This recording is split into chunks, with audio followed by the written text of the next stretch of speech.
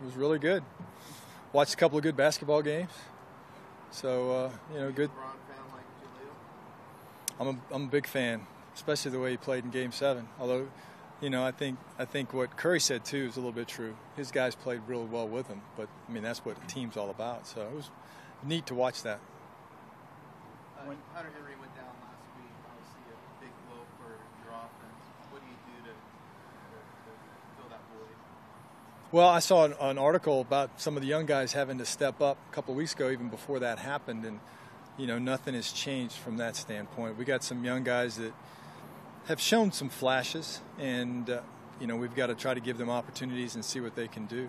So it's good that we've got Virgil in here. He knows the offense. He has done some good things for us in the little bit that you can see in the OTAs, and we'll just kind of see what happens with those young guys. Do you go back and watch that Denver stuff even more to kind of figure out what you can do to emphasize what he does well? Well, there's two things, I think, in the way to look at it. Number one, we've played against him for a number of years, so just from watching their offense when we go against a common opponent, I've seen him play, and then all the off-season work we did on in evaluating him in free agency, you felt like you had a pretty good feel for what he could do. But I think more importantly is he's played in this offense. Our terminology, the way they do things, was very similar to what we do, so the learning curve isn't as big, and he's done a nice job with that. So I think that when we get the pads on in camp, and you can see in that arena, that forum, I think we'll be very happy with what he brings to the table.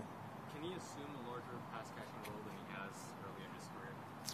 Well, I think that's what we have to find out and see. I've seen him make some plays in the pass game when he was at Denver, and once again, you don't study him all that much. I don't know. I'm not the ins and outs of it, but like that, and the combination of having some guys on our team that maybe can do that.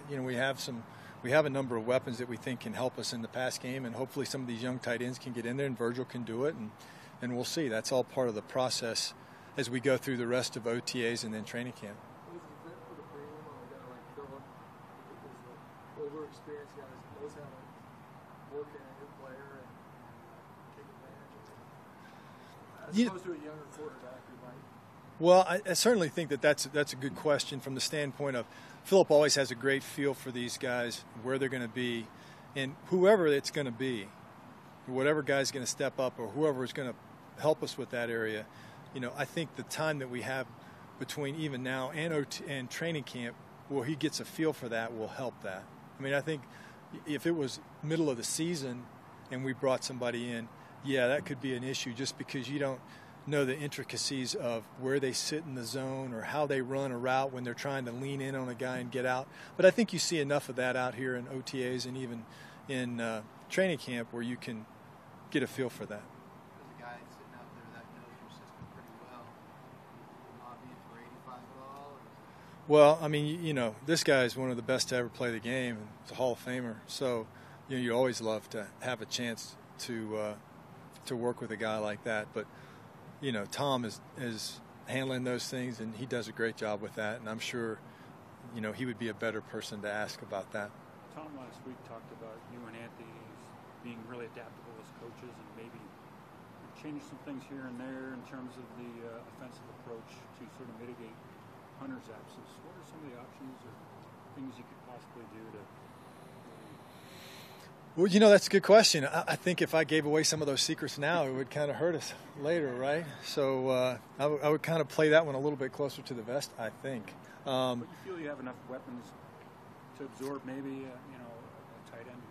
Well, I think Hunter is unique because he's an excellent young player at that position, and you can put him in situations where you feel like you can get matchups. But with that being said, one of the things that you really like about our squad is that we ask, whether it's a receiver, a running back, or even some of our other tight ends, to play a bunch of different spots where you can try to create matchups, where you can try to create isolations. Keenan is a great example of that, and he lines up everywhere. We even had him in the backfield a couple of times last year. So we're always going to try to do that, and I think as we go through the rest of this process and even training camp, we'll get a feel for some guys, and hopefully if everything stays the same, that we'll be able to integrate all of them and still give them opportunities. I feel like you get more out of that running back group too. I know Melvin caught the ball a lot last year.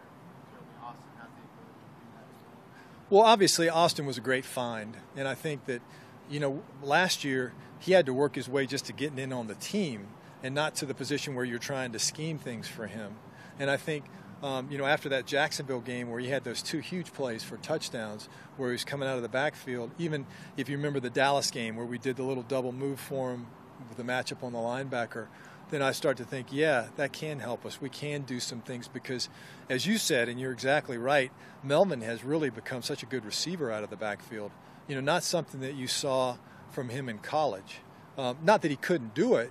I mean, they just didn't throw him the ball. He was too busy running for 8 million yards or whatever it was he was running for. So, yes, that's been a real bonus that we have those 2 guys, and their adaptability or flexibility, I think, can help some.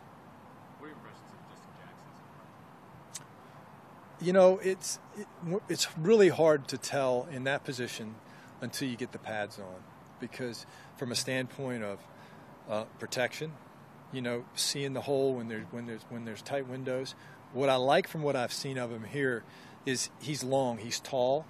He's really good with his cuts. He comes through the hole and he can make a cut and accelerate, and he looks pretty good. He seems like he has good hands.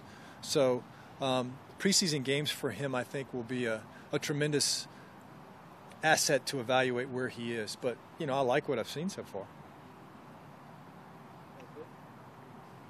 We good? Thanks, sir. Thanks.